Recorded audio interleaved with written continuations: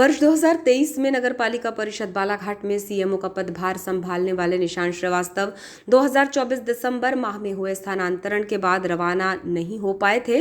बच्चों की परीक्षाओं की वजह से वे शासकीय आवास में ठहरे हुए थे, लेकिन उनके यहां रुकने की राहें भी आसान नहीं थी।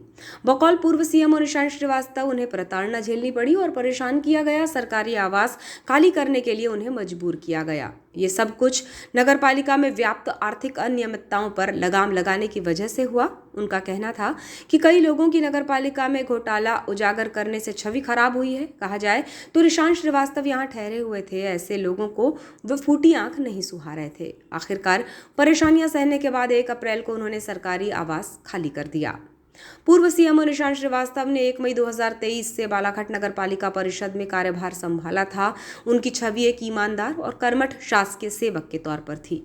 नगरपालिका परिषद बालाघाट में आर्थिक अनियमितताओं पर उन्होंने लगाम लगाई थी, जिसमें फाइलों पर हस्ताक्षर करते वक्त बड़ी ही सूझबूझ दिखाया करते थे और कहां और किस तरह राशि खर्च हो रही है, इस पर भी उनकी गंभीरता बनी हुई थी। उन्होंने अपने कार्यकाल में नगरपालिका में डीजल घोटाले का पर्दाफाश किया था, जिसकी जांच होनी थी, लेकिन प्रशासनिक तौर पर अब ये ठंडे बस्ते में चली गई है। जबकि निर्माण कार्यों में भी लागत से ज्यादा बेतहाशा राशि निकालने पर उन्होंने रोक लगाई थी। उनके इसी नियामक रवैये से कुछ लोगों को उनका यहाँ रहना खटकता रहा और फिर 2 दिसंबर 2024 को उनका स्थानांतरण बनखेड़ी नगर परिषद होशंगाबाद में बतौर सीएमओ के लिए हो गया। लेकिन उनके 2 बच्चों की पढ़ाई बालाघाट के स्कूल में चल रही थी, जिनकी परीक्षाएं थीं और बच्चों का अध्ययन अध्यापन प्रभावित न हो, इस वजह से वे पोस्टिंग के स्थान पर पदभार ग्रहण करने नहीं जा सके। इसलिए रैन बसेरा के शासकीय आवास में ही रह रहे थे। यहाँ रहना भी उनके लिए इतना आसान नहीं रहा। नगर पालिका के वर्तमान सीएमओ के द्वारा उन्हें नोटिस भेजे गए और शासकीय आवास खाली करने के लिए कहा गया, जबकि सख्ती इतनी भी हुई कि उनके आवास की बिजली तक काट दी गई।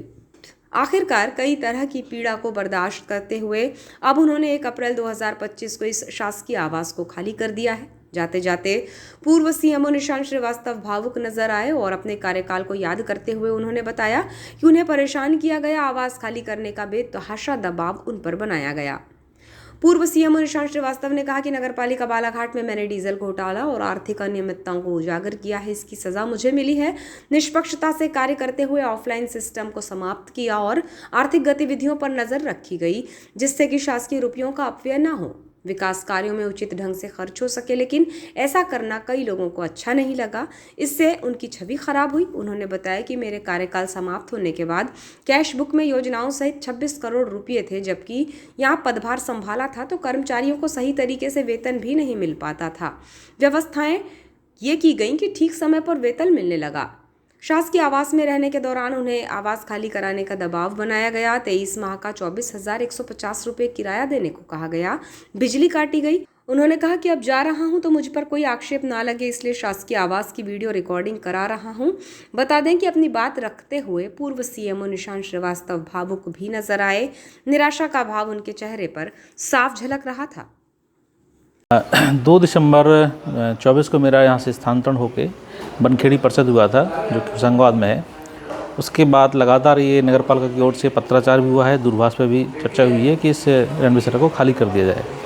किंतु मेरे 2 बच्चों का सेशन था, जो कि तीसरी क्लास और नर्सरी क्लास में पढ़ते हैं, तो उनके सेशन को देखते हुए मैंने अभी तक यहाँ पर रुका था और आज मैं इसको खाली कर रहा हूँ।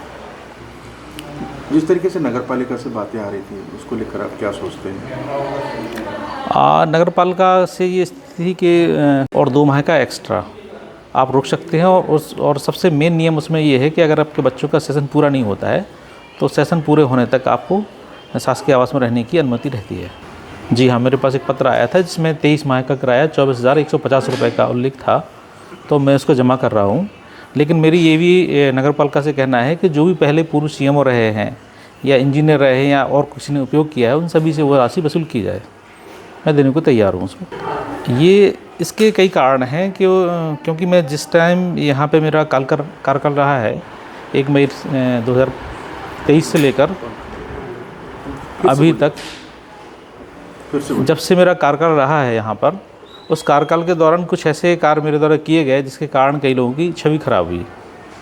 जैसे कि जो नगर पालिका के व्यय होते थे उन पर काफ़ी कुछ अंकुश लगाया मैंने। कोशिश ये की कि नगर पालिका की निकाय निधि बढ़े। और उसमें कई तरह के घोटाले भी उजागर हुए हैं। कई तरह की ऐसी फाइलें आई हैं जो फर्जी थी, जिनका मैंने पेमेंट करने से मना कर दिया। ख़ासतौर से 1 लाख की फ़ाइलें, जो ऑफलाइन सिस्टम था उसको बंद करने का प्रयास किया। और एक बड़ा घोटाला भी था जिसमें डीजल घोटाला था, उसको भी काफ़ी हद तक मैंने प्रयास किया कि रोक दिया। तो वो सब सारी चीज़ें थी कि इनको परेशान किया जाए कि इन्होंने कई लोगों की छवि या कई लोगों के फ़ायदों को ख़त्म कर दिया। नगर पालिका में अव्यवस्थाएँ हैं थोड़ी सी, जिनको ठीक किया जाना चाहिए। मैंने भी प्रयास किया।